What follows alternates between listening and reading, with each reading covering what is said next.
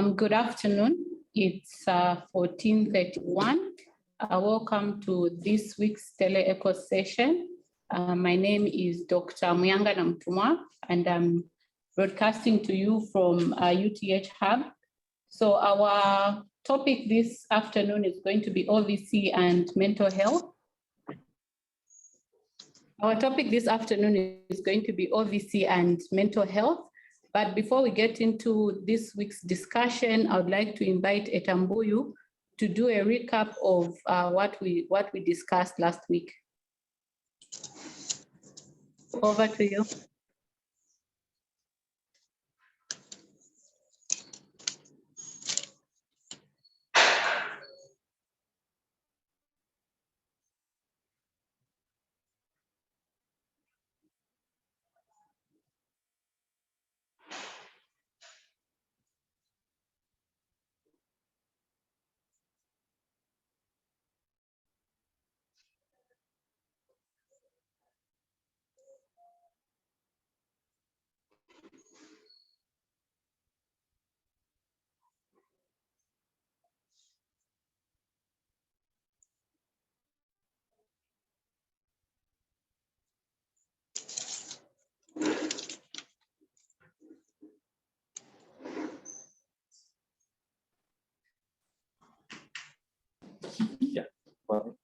Okay, so there was a hiccup with technology. I hope I'm audible now.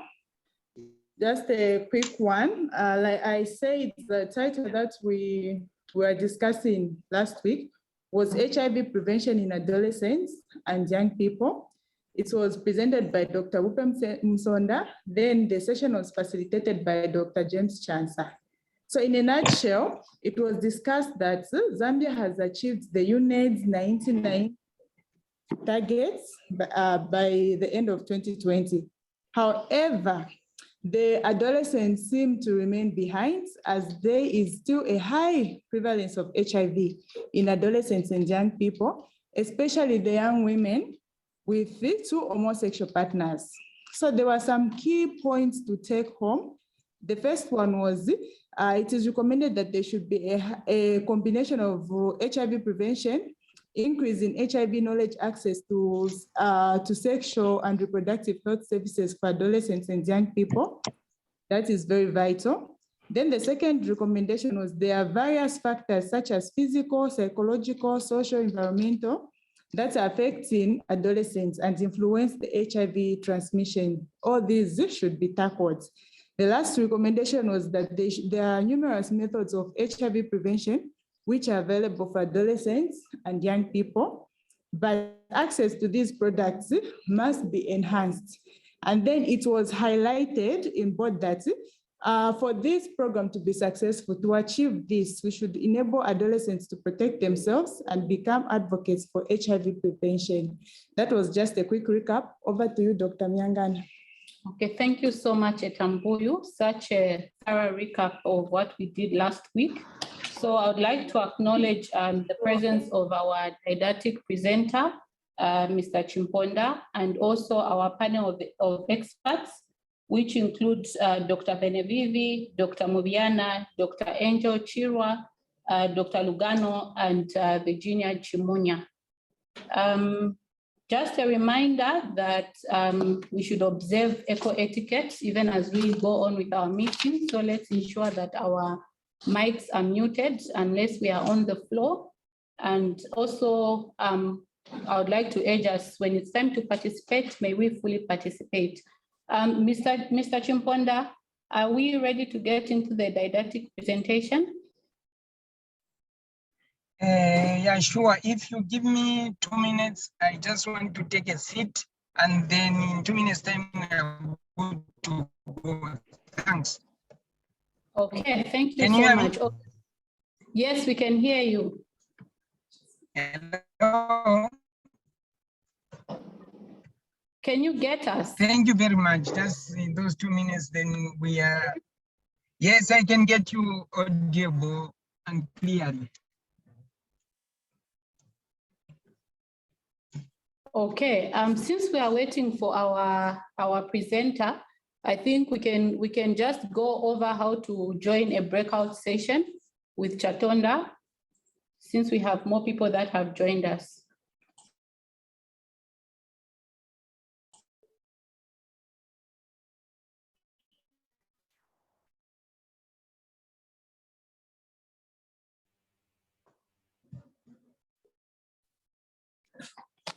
Good afternoon once again, dear colleagues. As you can see in the shared screen, I hope you're all able to see. These are just instructions on how to go into the breakout rooms. As you're aware, after the didactic presentation, the case will be presented via the breakout sessions, and the rooms will be as follows: Southern, Eastern, Western, and Lusaka. So I know for the northern regions, you have the option of choosing either of these 4 rooms for now to join the breakout sessions. So these are the brief instructions. Please be aware that as soon as the host starts the breakout session, click the breakout room icon that will appear on your screen. On your right-hand corner there, we put an arrow. That's what will appear on the screen. So this allows participants to choose the room they prefer. So also kindly rename your devices, put your full names, and where you're joining from. I've noticed there are people who've joined as TechnoSpark 4. So it's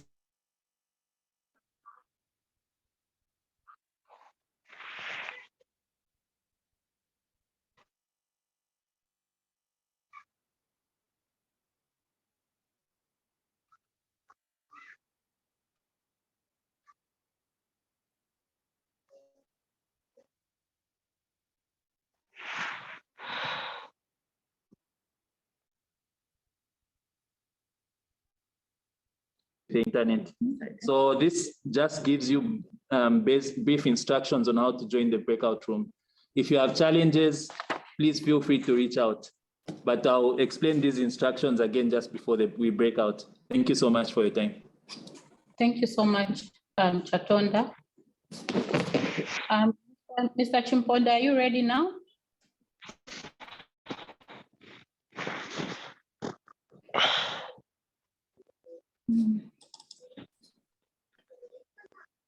Okay, it seems our presenter may be having some internet challenges. Mr. Chimponda.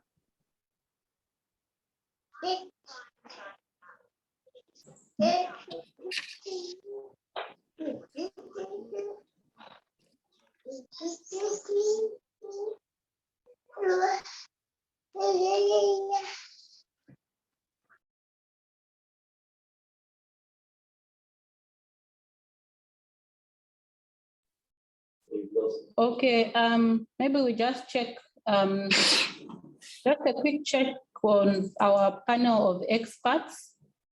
You can just let us know for those that are around. Dr. Simenda, are you logged in?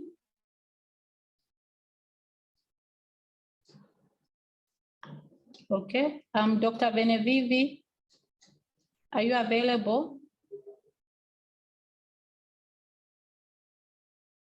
Dr. Moviana, are you logged in? Okay. Dr. Angel Chirwa, have you joined us this afternoon?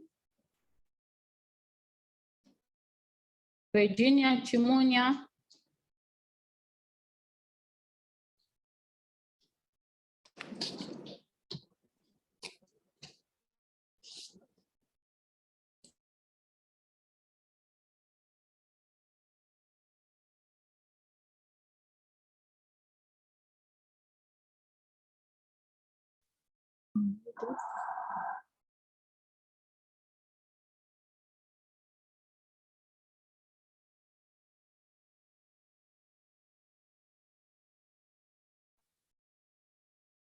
Okay, it seems our presenter may be having some challenges with logging in. So he's joining us from a remote site.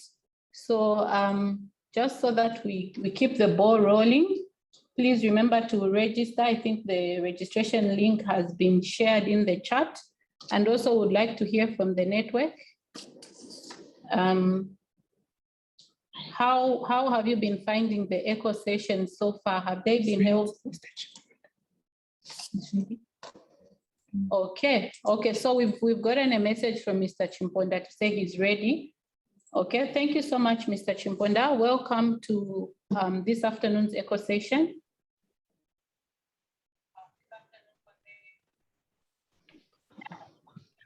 Thank you very much. Good afternoon. Good afternoon, thank you. So in the interest of time, I'll just throw the ball over to you for our didactic presentation. Sure. Should I share the screen or somebody is going to do it, or I do it myself? Okay, you can share the screen from your end, please. Okay, thank you. All right, thank you.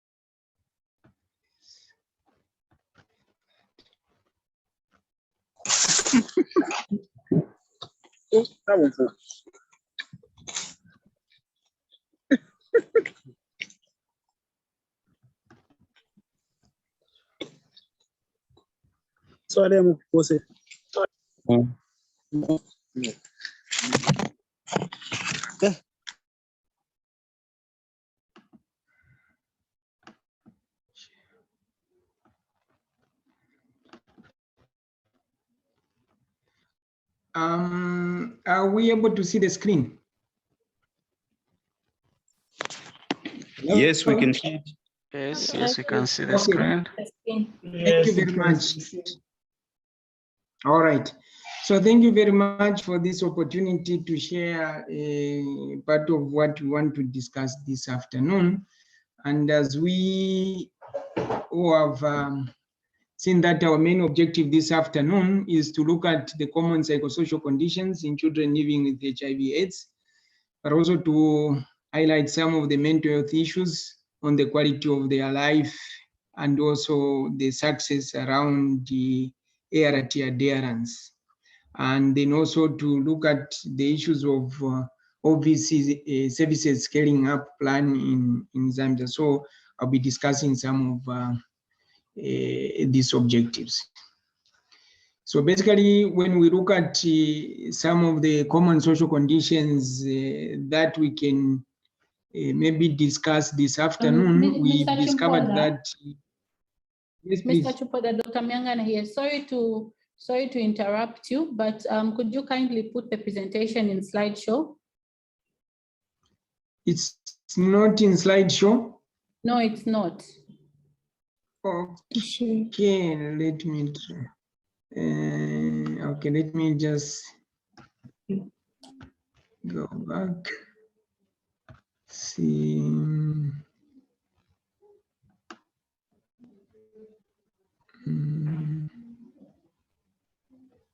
Please share from this end.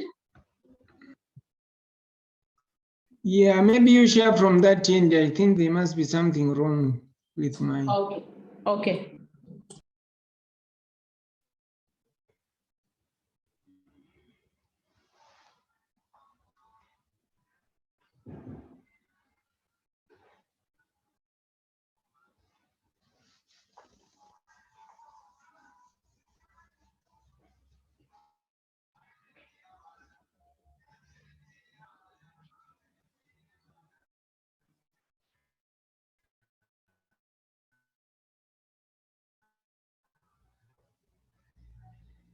Yeah.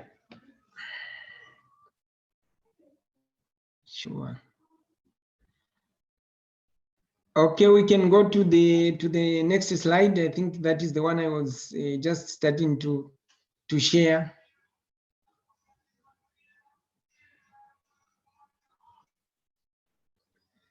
So I've mentioned that this afternoon we'll be looking at these three objectives, and basically when you look at the kind of social conditions that are common among these children, is that they have a challenge around issues of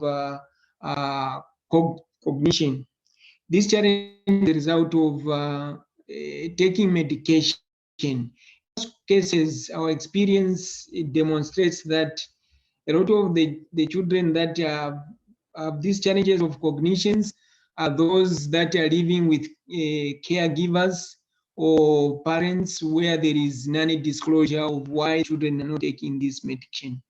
As you know, if the child continues to take medication and there is no proper indication, especially in a situation where they will not stop taking this medication, then there is a challenge of this child having to psychologically understand why should they continue taking this medication when they cannot indicate to them what is wrong with them. So this first common condition is prevalent in those children where there is non-disclosure.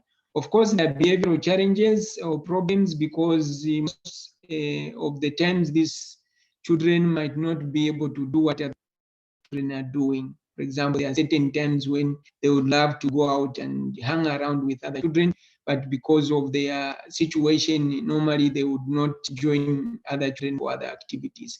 This leads to some of the challenges such as anger, and this anger also is associated to not getting the understanding to why they should be taking the medication. As I mentioned earlier, the fact that in some cases there is non-disclosure for these children, they just continue taking this medication. Today they tell them the reason why they continue to do this is because of this condition, and tomorrow just like that. So as a result of that, subsequent to this kind of non-disclosure, it also makes the children sometimes to have issues of acting out, and this is basically because they would want to draw attention by the caregivers. Oftentimes we have gotten some reports that they do not concentrate oftentimes when they are given some activities that they have to be undertaken, either assigned by an adult or as assigned by their peers. So we find that this is also one of the common psychosocial conditions that these children might be experiencing. The next slide.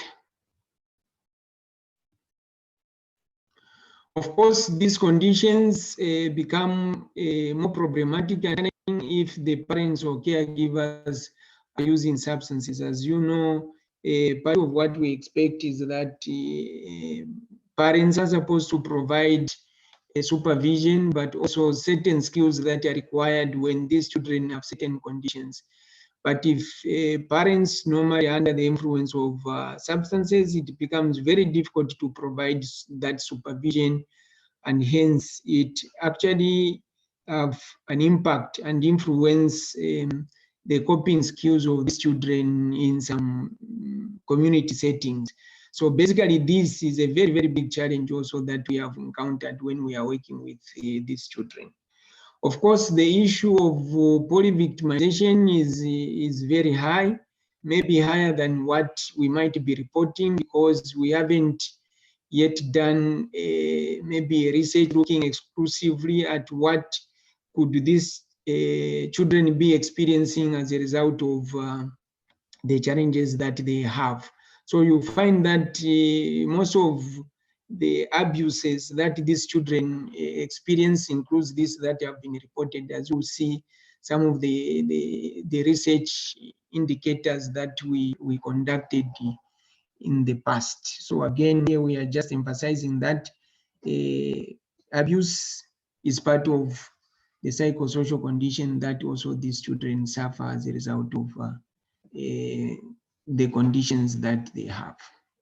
The next slide, please. So the question that we might look at on the effects of, yeah. So the questions that we might be looking at is for us to say which of the following may are the common effects of mental health. So when suppose we look at the issues of social anxiety, isolation, prolonged sadness, chronic stress. So Mr. Chimponda, at this point, I think we'd like to engage our participants. Yes. With the poll question, yes. So this is our first poll question for this afternoon. So we would like for our participants to poll. So the first poll question reads, which of the following are the common effects of mental health? Okay, so A says social anxiety, B, isolation, C, prolonged sadness, monitoring scores, D, chronic stress, E, all of the above. So I can see from the network that the majority of the people that are polling in think the answer is E, and we have a few that think the answer is A. So we'll just give the poll one more minute.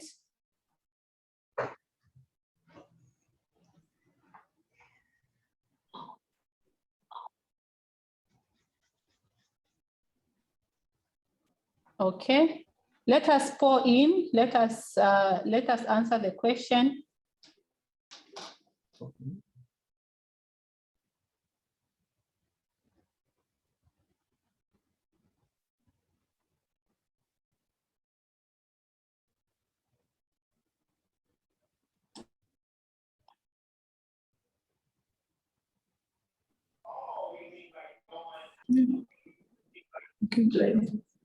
Okay, so we are going to end the poll now, and the majority of the people on the network think the answer is E, with 96% thinking the answer is E, 2% think the answer is A, 2% think the answer is B, and 1% think the answer is C. So Mr. Chimponda, over to you. Thank you. Yes, next one.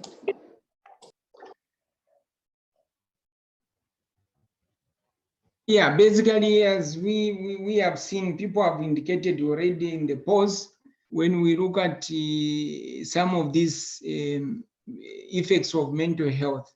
So we are saying that issues to do with the social anxiety, isolation, prolonged sadness, and chronic stress or mental health effects. So basically, when we are looking at social anxiety, this has to do with some of the challenges that these children will have. As you know, socialization is very, very important, especially in young children. But if they have the fear to be with others, if they have the fear to interact at the level of their age, which we are saying this interaction or this socialization has to do with their chronological age, but also the mental age. But if they have that fear of being with others as a result of their condition, then it becomes a mental health challenge, because this is a struggle that they have to live with.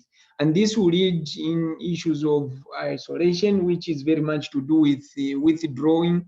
And if someone is withdrawing, it has also repercussions on their life, because the well-being of every individual is also to have that part of socialization. So if they are withdrawing and not engaging with others, it's a mental health challenge.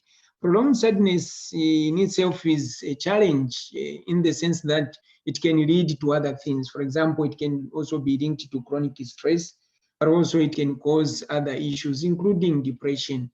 So these are some of the examples of how these children gets affected in terms of mental health, when we are looking at what really could be the main challenges, or how they are impacted on in terms of life and mental health.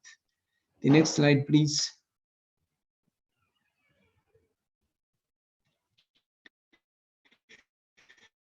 I just want to quickly share with you one of the research studies that we did between 2015 and 2018, where we looked at how can we prevent violence against women and girls in Zambia, called the VATU project.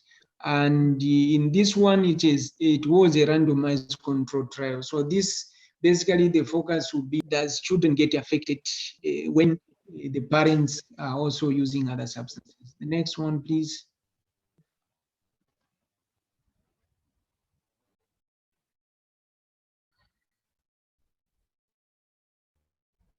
The next slide, please. Thank you very much. So as I've mentioned, the research was very called the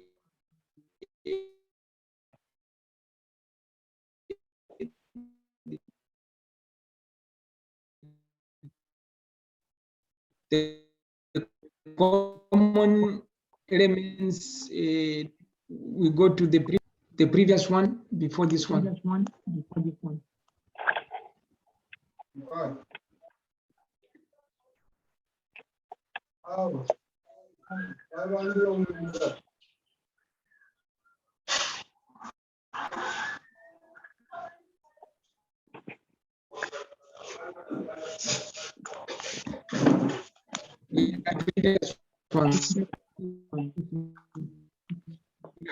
So the aim of the study using that common elements treatment approach to look at method when implemented be able to use and prevent some of the factors that contribute against and children. So the aim of the study was to test. So the study the effectiveness of this intervention when we looked at violence against women and girls. But also the second is to look at how was this intervention going to be effective in reducing. We looked at, especially looking at the issues of abuse of alcohol or unhealthy use of alcohol and mental health related problems, as well as behavioral patterns. So we assessed 7 families, 129 were not eligible, so we did not include them in the study. And we did the we randomized these families. We had 5 families of which consisted 215 individual approach and 83 families that were allocated to the arm control, which we call treatment as usual. So they never received any intervention. Those were in the town. In the group that received intervention, we had 6 individuals that translated into 4 families who dropped out, and 6 more were not interested. So at the end of the day, we remained with 209 individuals, while in the town we had 0 drop, and therefore we ended up having 213 individuals who were active, and we followed up this. Next.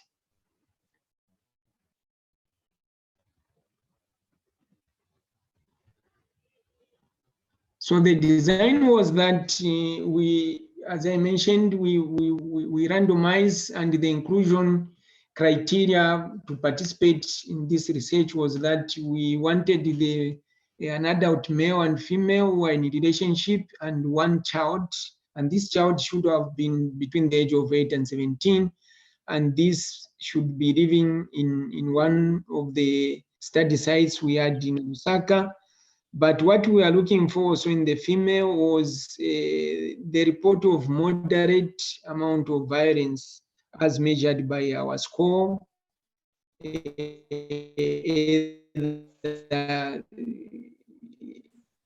About 11 on the severity of violence against women scale. For the male, we were looking at self-report or through a female partner reporting the unhealthy use of alcohol. And when we use the audit, we looked at the score of 8 or more, which at females, we are focusing on the severity of violence, and for men, we are focusing on hazardous levels of drinking, evidenced by the audit scores or as reported by the female partner. The next one. So, as I mentioned, the primary outcomes, we are focusing on the female and the child self-reported violence or abuse. For male, it was male alcohol use and also male as perpetrators of violence. But also we are interested in looking at if people live in a violent relationship where there is abuse, could there be possible causes that may be contributing to depression? And that's why you see there, we had a biomarker to measure the cortisol for us to understand, could there be a link between this violence, abuse, and the depression? Unfortunately, with this, there was a bit of a challenge because it consisted of some cutting of hair, and as you know, men did not have that amount of hair we looked for. We ended up having more hair from women as opposed to men. And so the study was measured at 3 points baseline, then at post-baseline 12 and at 24. Next one.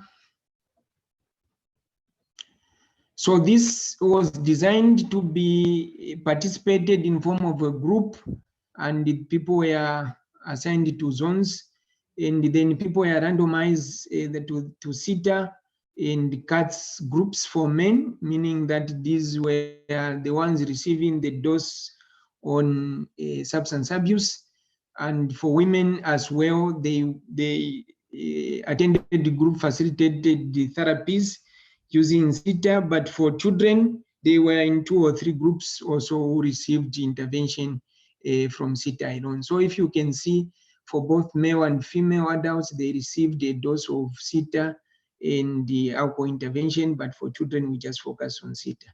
So the intervention was such that they met once a week for 2 hours, and participants who missed the sessions were followed up, and they had the individual sessions to catch up on what they missed.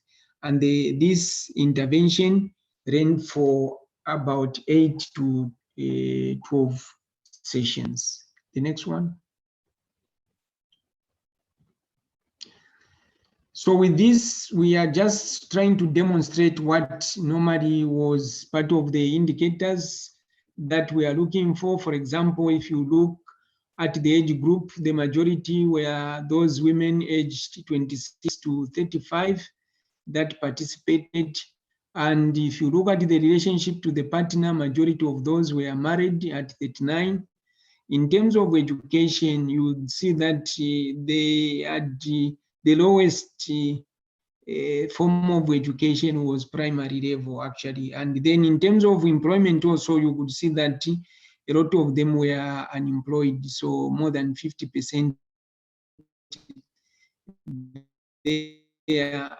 were unemployed. So this gave us in the study where 168. Next. For men also, we did the same. We looked at the same characteristics, and we discovered that as well. We had majority of these were in the age of 25 to 35. If you look at in terms of employment, majority of them were also unemployed at 42%. If you look at the level of their education, again, you see that they were almost at the same level as women. 59% of them just attended the primary education.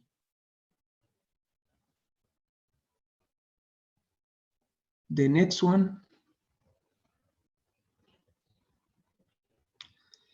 So then we also looked at the forms of violence that were reported. So when you look at the forms of the violence that were reported, included being slapped, pushed, hit with a fist, kicked, dragged, beaten, and so on. And this violence, again, as I mentioned, you would see that we were also looking at who were the perpetrators. If you look at these different forms of abuse that is reported here, the majority of the perpetrators actually were men as opposed to women. If you can see the percentages. So this helped us also to understand how violence actually is perpetrated in these relationships for the families that participated in them. Next.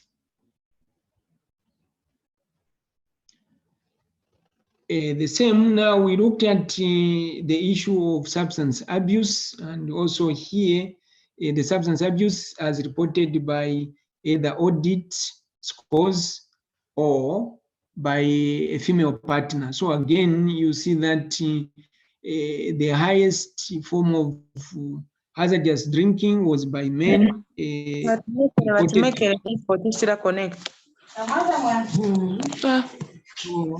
that we see that the audit scores were higher at 76, but we also saw that when the partner also reported the abuse of alcohol, it was the highest, which was 93. So we can again make a correlation between a self-report and what the partner reported in terms of alcohol abuse. So here we are focusing on hazardous drinking. Next. When we came back to the children, as I mentioned, we are looking at this child who was between the age of 8 and 17. And basically, if you see, the gender was almost balanced. So we had female at 51 and male at 49. But when you also look again at the age, the majority were those that were aged between the age of 8 to 10. And when you look at also their school, they were still, most of them were still in school, but you also see that there were some who were not attending school at that time when the research was conducted.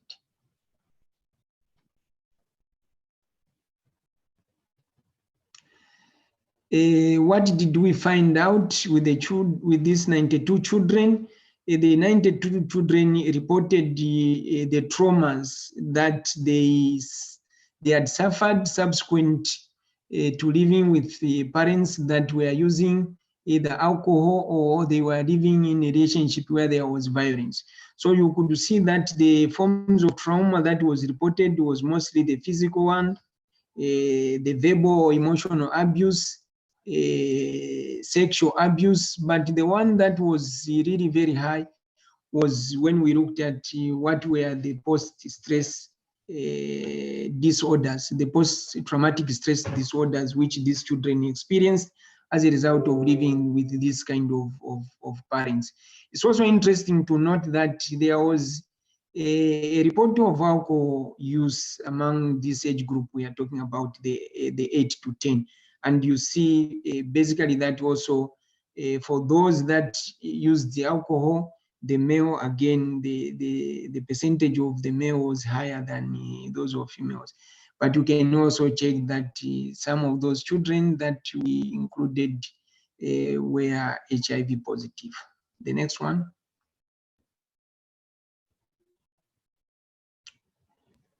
So our second. So we have go ahead. Yes, thank you, Mr. Chimponda. We have our second poll question, and it reads, state whether the following statement is true or false. And the statement is, scaling up orphan and vulnerable children activities in Zambia is limited due to lack of resources, services concentrating along the line of rail and ongoing capacity building for primary healthcare workers. So this is a single choice answer. So you pick whether it's true or false. So the poll has been launched. We can get voting. So we'll give this one 50 seconds.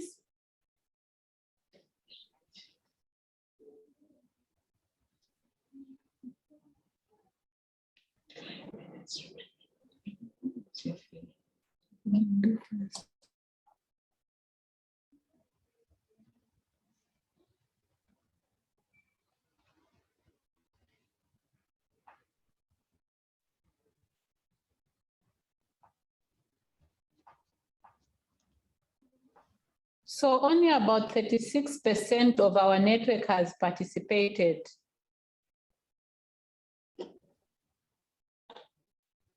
Can we get polling, please?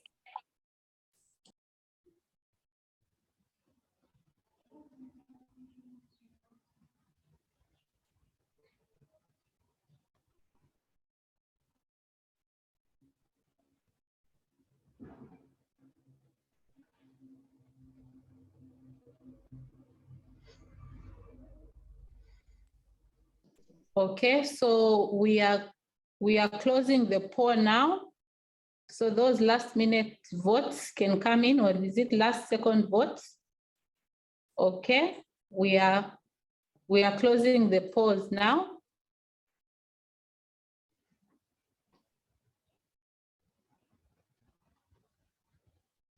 Can share the result. Okay, so 86% of our network thinks the answer is true, and 14% think the answer is false. Mr. Chimponda, over to you.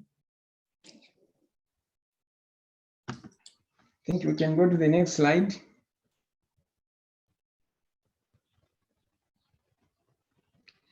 Yeah, on the scaling up of these OBCs, for sure, it's a challenge because when you look at basically what is happening, these services are limited, as we have mentioned, because oftentimes you find that when you talk about services, particularly designed to support or to help these children, they are available in urban areas and mostly along the line of rail.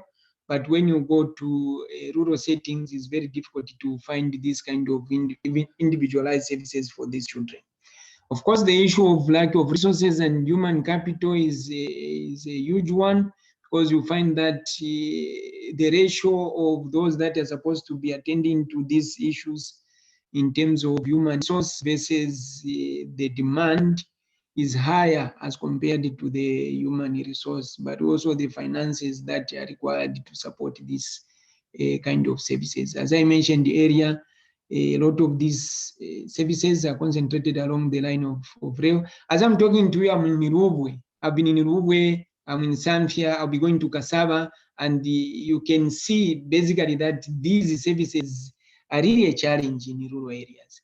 So there is need to look at ongoing capacity building, especially for primary health care providers, because these are the frontline workers that we have.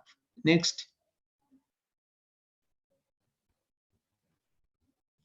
And so when we think of what can we do, maybe in terms of thinking around the clock, what could help us? Maybe we would start thinking of if we were to use some of the intervention. Of course, this intervention is supposed to be appropriate, but also affordable and sustainable in our settings like Zambia.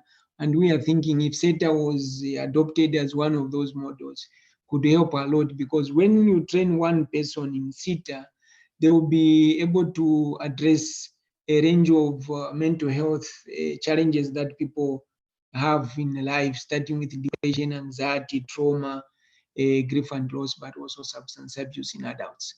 And so we are saying that maybe in low, middle income countries like ours, this potentially might be a flexible approach to treating various common mental health conditions, not only for children, but also for adults. The next one, please.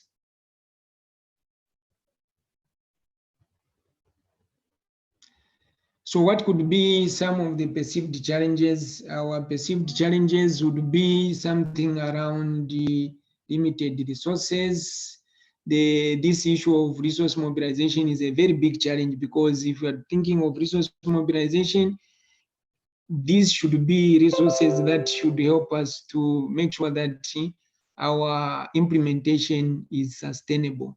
We know that we still have a lot of high risk cases, and the number could even be higher than what we have reported in this study in terms of what is happening to these children living in different communities, but also in different settings with different risk factors that might be causing these challenges. Research uptake is inadequate in the sense that we have got some very good research results that have been conducted and the results shared, but in terms of implementation, there's always the gap. So if you see what the results of the research is saying and what we are implementing, there is much that is left to be desired in terms of implementation. And we have to be maybe thinking, we have a challenge. What's the challenge? Do we have an effective model that is required for us that we can agree to say, if this model was agreed upon, it could help maybe to reduce this gap which is there.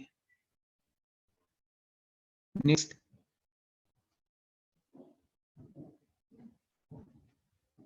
And there are a few key questions for reflection for all of us.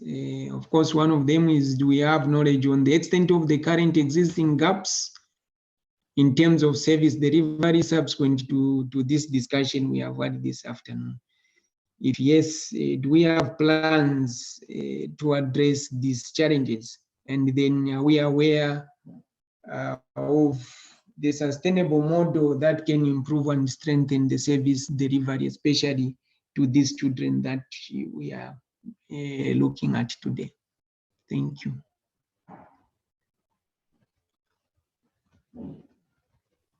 Thank you very much, Mr. Chimponda. That was a very informative session that we've had. So at this point, we'll just ask for any clarifications from the network. In the interest of time, we'll only take 3. I'd like to ask our experts to please answer, to please attend to some of the questions in our chat, because we don't have too much time. So any questions from the network?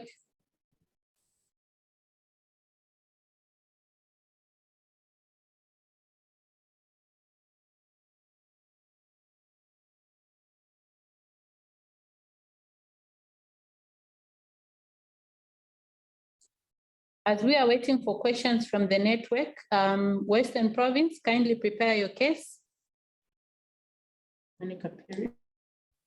There's a hand from Monica Piri. Monica, you can go ahead. Monica, please unmute your mic and you can ask your question.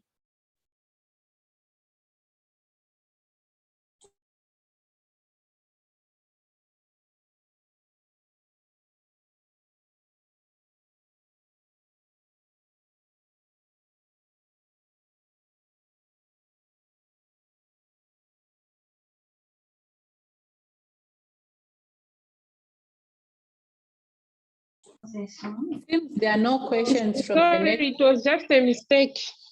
Okay. Okay, since there are no questions from the network, would like to engage Western Province now. Western Province, are you ready? Namakau, are you ready with the case?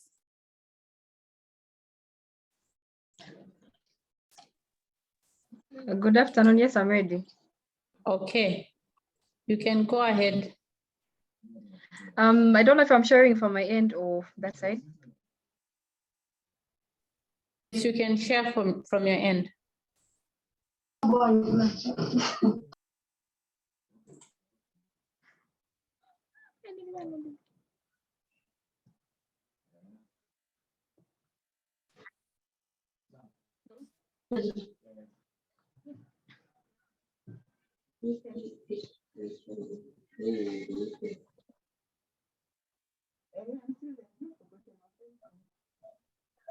To open.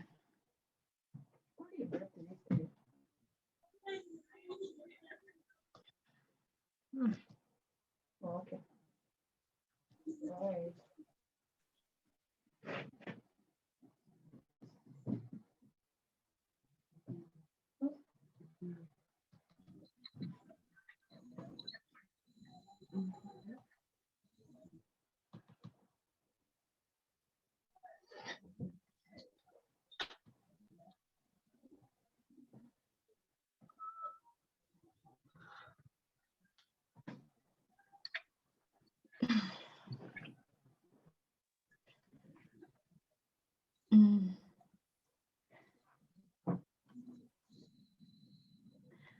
Good afternoon, everyone.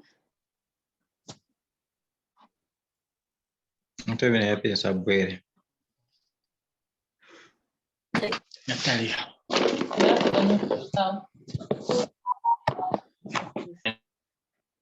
So as earlier mentioned, my name is Namakamu Fungulwa, an ART provider under Limolunga Stage 2 in Limolunga District. So our case presentation for today, female ID SB, a female aged 13, date of birth born on the 2nd of September 2009, lives in Limolunga. She's a non-RVD on ART since 22nd October 2016. The major concern in this recipient of care reported to be sad most of the time and does not seem to engage in playing activities with friends at home or at school.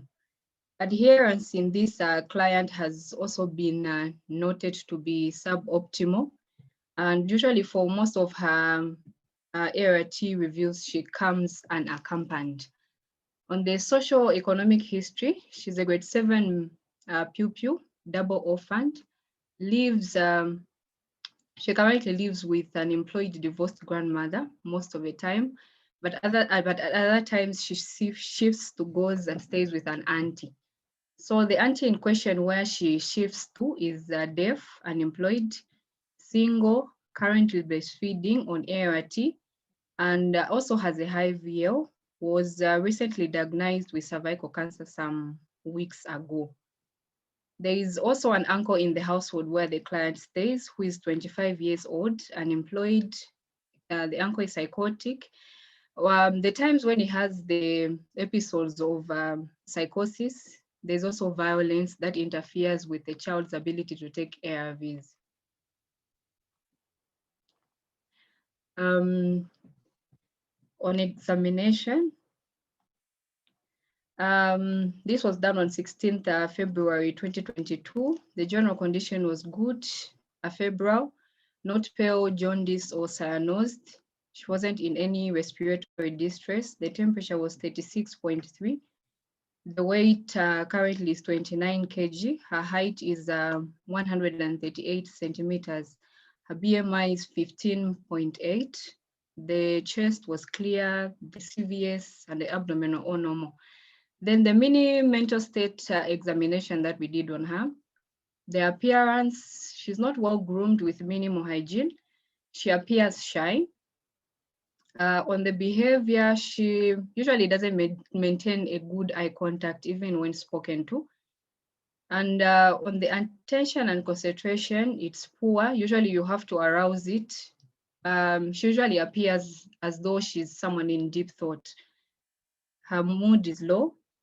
She avoids association with adolescents, even in the support groups that the facility usually organizes. Her speech is of low tone and with minimal expression. Cognitive function, she's oriented to person, time, and space. The memory is normal. She's an average student in school. And under the thought process, no thought disorder has been noted. Coming to the investigations and the regimens that she has been so far. So she was enrolled in care that was on 12 October 2016. And the CD4 that was done was 873 cells per mil. And the current CD4 that was done, maybe we can go to the next slide.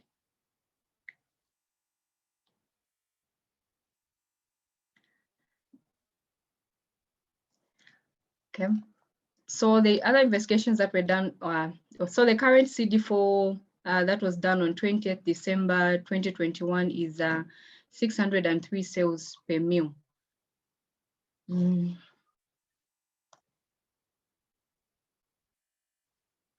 The previous slide. The previous one again.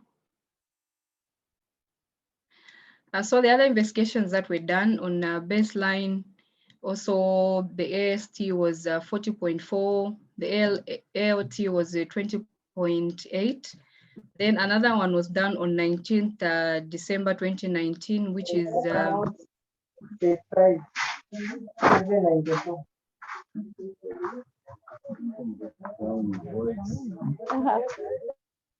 so the AST is 28.4. That was done on 19th December 2019. Thereafter, no LFT examinations were done. Our machine was down. Then the creatinine that was done on 12 October 2016 was 23.5 millimoles per liter. Then another one was done on 19th December 2019, which was 23.5 millimoles per liter, and nothing has been done since then. Then on HB, the first one that was done was on 23rd December 2019, which was 15.1 grams per deciliter. And currently the recent one done, just on the next slide. The recent one done was 13.6 grams per deciliter. Coming to her VL viral load profile, the previous slide.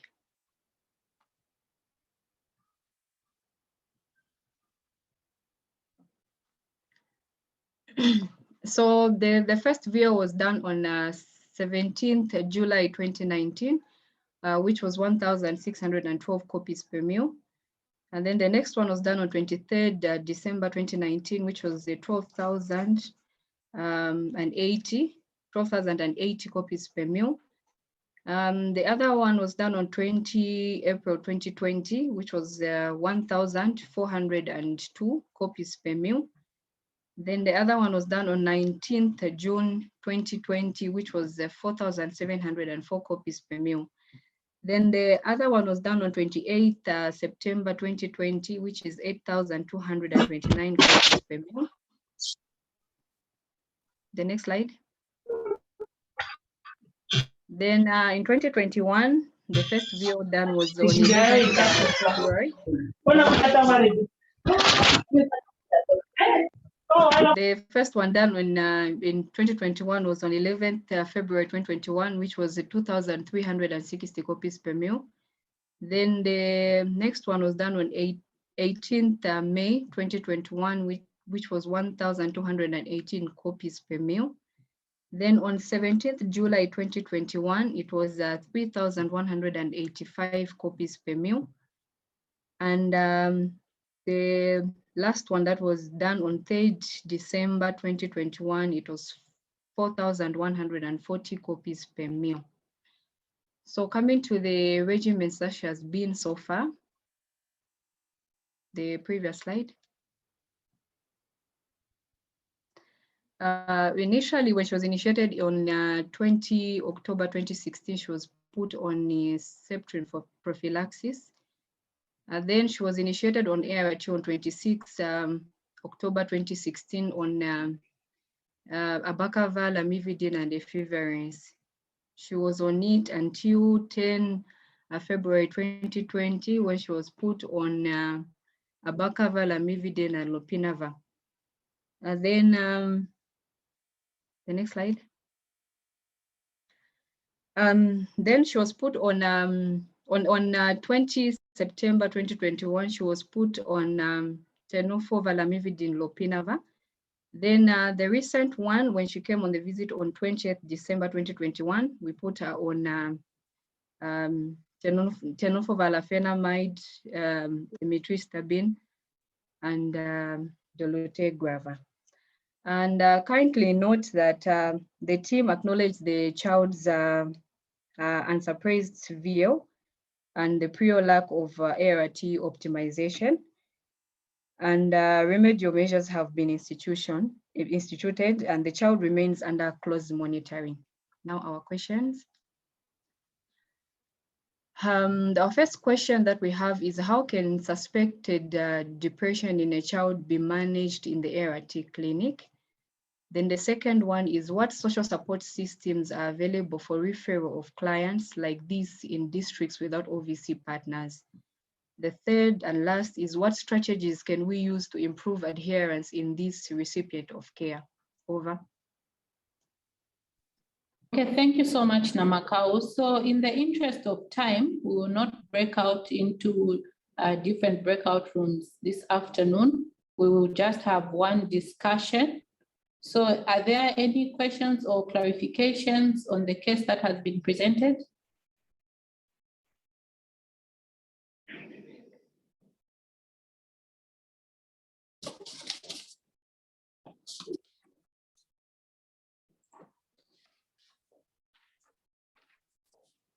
Okay, just to summarize, this is a case of a 13-year-old who is RVD reactive on ART, who is said to be a loner, seems to have social issues, so she stays with her grandmother, who is divorced and unemployed, and an aunt who has a high viral load, and an uncle who is unemployed. He has episodes of psychosis and often tends to be violent, which affects her ART, her taking her ART. When we look at the examination, on examination, she seemed to have some signs of depression. And so the questions are, how can this child be managed in ART, seeing that she has some signs of depression based on her symptomatology and the signs that were elicited when she was seen, and also the support systems that may be available to her, and also the strategies to improve adherence in this child. Are there any clarifications from the network? There's a question in the chat.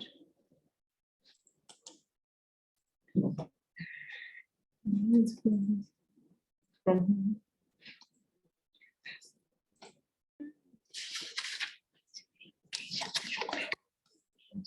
about 4 questions.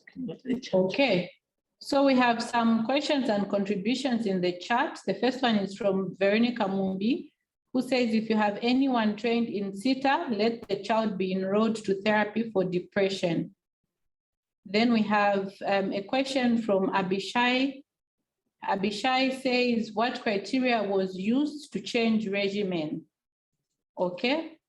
So Abishai, maybe we can allow you to unmute and just clarify which regimen that was, because I think the team did put a disclaimer that they acknowledged that the child had been on suboptimal regimens before and have now optimized her ART and are still monitoring her. So maybe you can just clarify which regimen switch you are talking about here. Abishai, kindly unmute. Okay, I think it's clear now. I didn't get that point when she was presenting. Okay, Hello? thank you. Sure. Okay, so there's a hand from Mazabuka DHO. Mazabuka DHO, you can go ahead.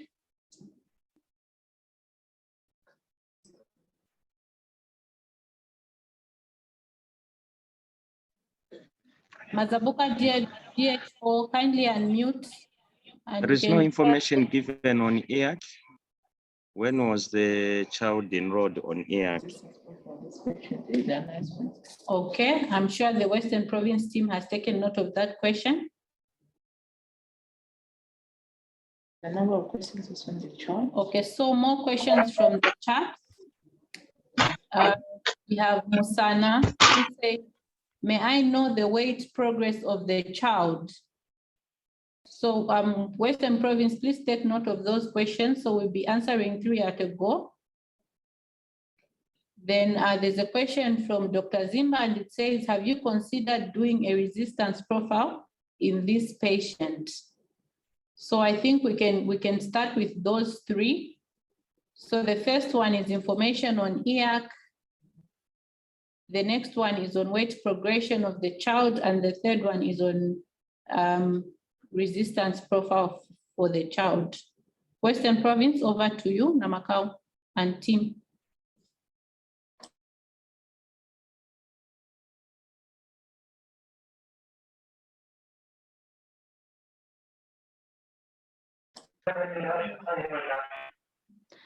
So maybe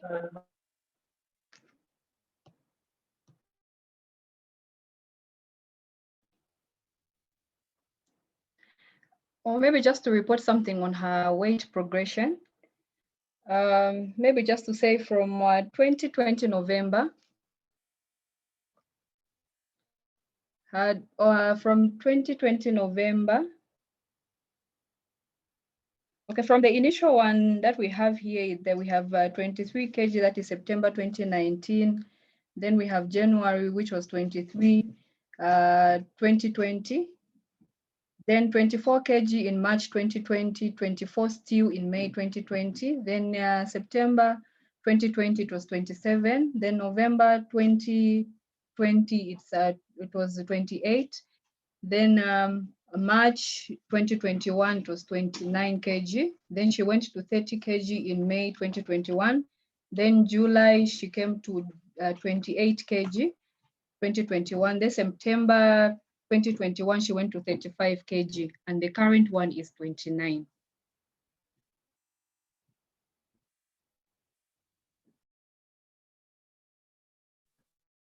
Okay, so that was on the weight progression. The other question had to do with has this child been enrolled in enhanced adherence counseling, and have you considered doing a resistance profile in the child?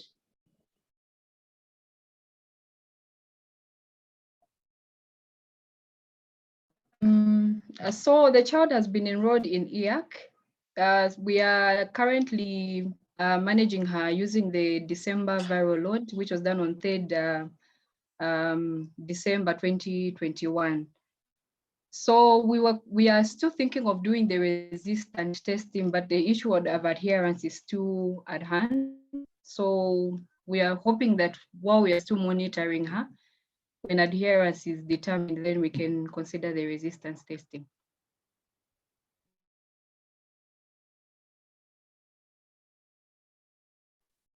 Thank you for that. We have a hand from Kalombo. Kalombo, kindly unmute and give us, you can ask a question or give us your contribution. Yes, good afternoon, Chair. Good afternoon, Chair. Good afternoon, thank you. I just want to know about the way you are managing this client, or the way this client was managed, specifically when it comes to viral load controls. I've seen that the viral load was being done every 1 month, 2 months, you do it. What was guiding you to do viral load like that? And which guideline have you used to do viral load after 1 month, 2 months? I submit. Thank you.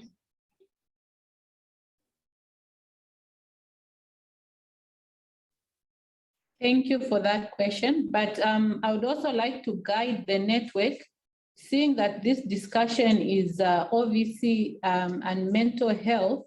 I think our questions should be more directed towards the topic under discussion this afternoon, especially that the team has already stated that there was suboptimal management of the child before, and now the child is being monitored. So if we can focus our discussion towards that direction, it would be very helpful. Okay, Western Province, you can go ahead and answer that question from Kalombo. He's asking about the the timing of the viral loads.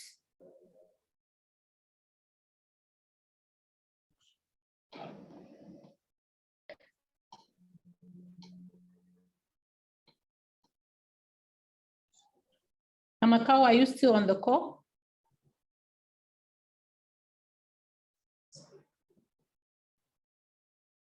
Anyone from the team, the Western Province team?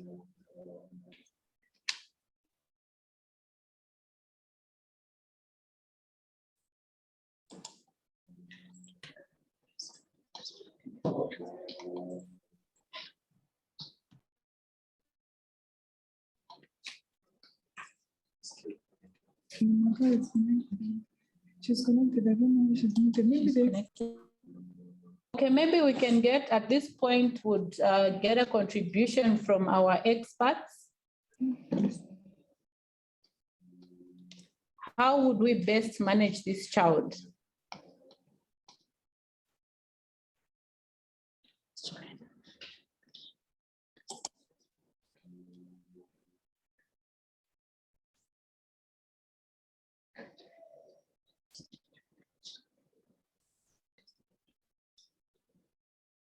Dr. Lugano, I can see that you're on the call.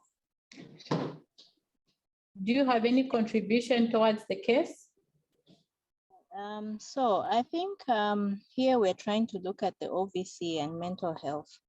And we see that our OVC services are not spread across the country. And even where there's OVC services, the mental health aspect goes with the strength of referral and linkages to the either CETA or any mental health facilities.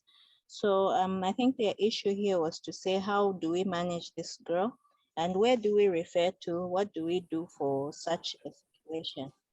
So there are some districts and across the country that do have OVC services. I think in areas where there's no OVC services, what should be done? How do we strengthen? So CETA is being rolled out. I think a number of health facilities have been provided with the CETA training. And for some of even the services where we as a program have had children that have mental health and need to be referred, we've even actually had to send them to sites that don't have CETA, but link them to the CETA people so that they can provide the services. So that would be one. So be able to identify who is providing this. And I think in the long run, we need to have more people trained in CETA. And we also need to have even a telemedicine, the way we have our echo sessions. I feel if we have experts who provide that mental health support, if there's a way of using our telemedicine, I think UTH has the ecosystem, which eventually will be available for cases that may need discussion. So I think that would also be a way to try and strategize and support. I know there may be facilities that may be in areas where there's no network or where there may be challenges with bundles or whatever it is. But we are moving into an era of technology. So if we can work towards supporting this child with expert care beyond what is available at the health facility. She lives in an environment where she's either with a grandmother or a deaf aunt who's also got a high viral load and a violent uncle. So here she needs to be linked also to social services. So we have the Ministry of Social Welfare and Social Services that could provide some form of whether it's a stable home or assess and see what can be done to help her. So we have to be able to work in a multidisciplinary manner where we just don't focus on having just the clinical side sorted out, but she also has some social issues at home, which may need support from either a social worker or some form of social services that may be available in that community. Thank you, Doc. Thank you so much for that contribution, Dr. Lugano. I think it's been quite comprehensive. I can see Dr. Muviana is also on the call. Dr. Muviana, any contributions towards the case?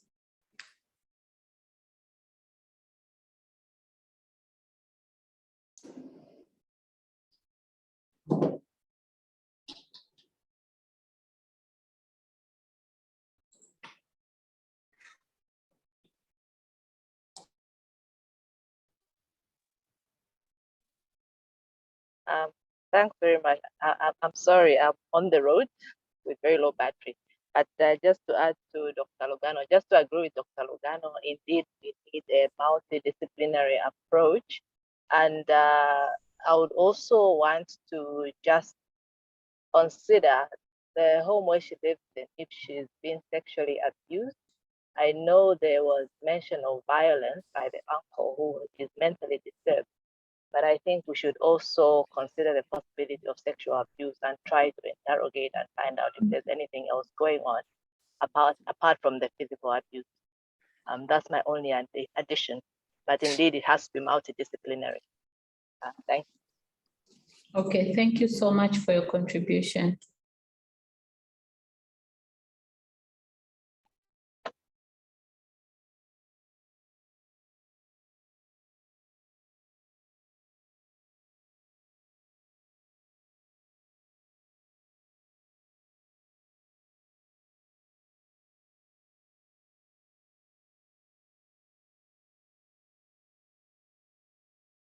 Sorry, Doc, you're speaking with your mic muted. We can't hear you. Sorry about that. Sorry about that. So just a few messages from the chat. So we have a contribution from Belita Movita, and it says, starts the client on cognitive behavioral therapy, family therapy, visit family to rule out all social factors and address them, and continue with medication. Thank you, Belita, for that. I'm sure the Western Province team is taking note. Sydney Nyirenda says, do you have an integrated service nutrition department and ART? Okay, so I think this is a question to the Western Province team. Okay, and another contribution from Mulala says, firstly, we explore the level of disclosure, assess for suicidal ideation or risk, behavioral modeling, intrapersonal therapy, and last, after all psychotherapy sessions, if no good effect, consider low dose of SSRIs. Okay, Modesta says, SITA, not less than 12 sessions. Okay, I think the rest were questions to do with EAC.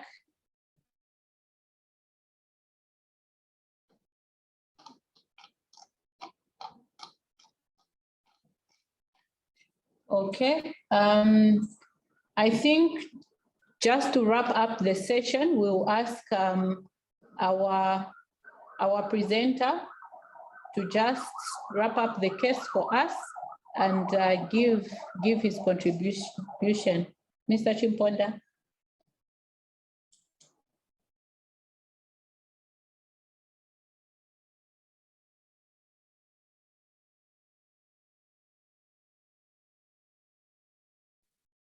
Okay, so Mr. Chimponda seems to have dropped off the network.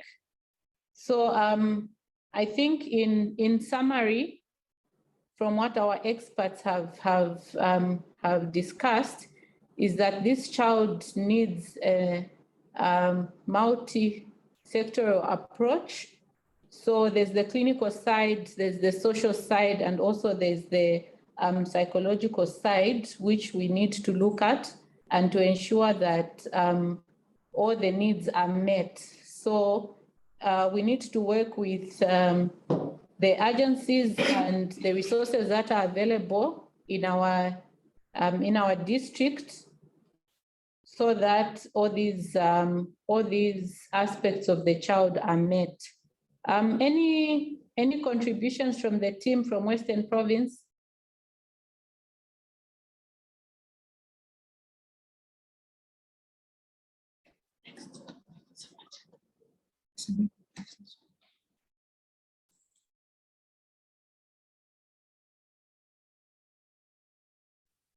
And province, are you still with us, Namakau and team? Have we taken note of the recommendations? Namakau here, yes, we have. Any pressing questions or clarifications before we can release our experts?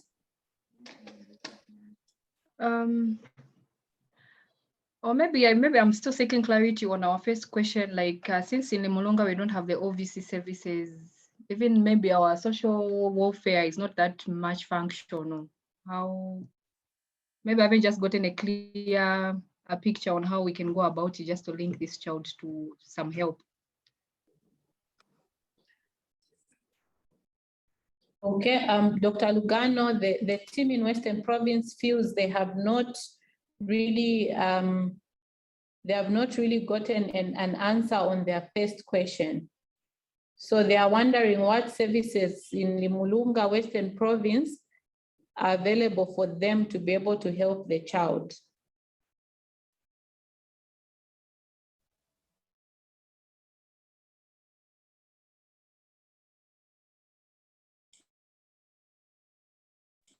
Yeah, so I think what could be considered is having some tele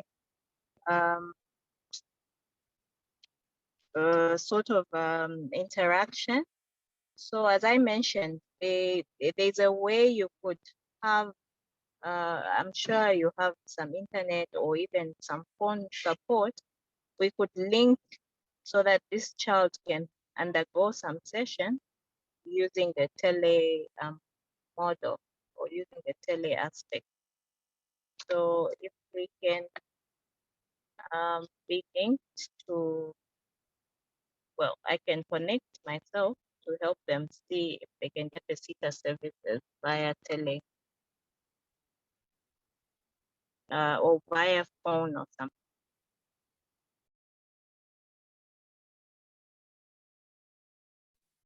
Okay, thank you. Thank you so much, Dr. Lugano. Namakau, are you satisfied now? Yes, Doc. Okay, thank you so much. Okay, so last, there's a question in the chat from Miselo. Okay, it's been answered. Thank you, Jackson, for that. Okay, so Miselo was asking what CETA is, and Jackson has answered that question as a common element treatment approach. Thank you for that. If there are no pressing issues, thank you so much for joining us this afternoon. Thank you for being an interactive audience. So our next topic is cervical cancer screening next Monday. Please let us make it a point to log in and to be interactive. For now, unless there's anything from Ekambuyu, no, IT. Okay, so from us at the hub, it's have a good afternoon. Thank you.